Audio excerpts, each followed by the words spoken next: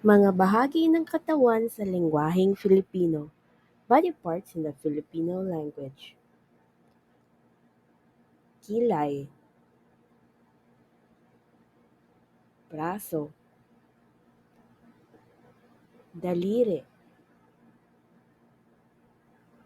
balikat, leeg, dibdib,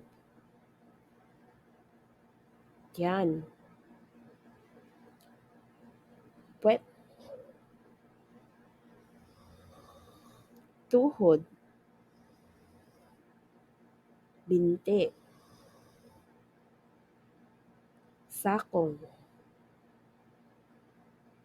daliri ng paa,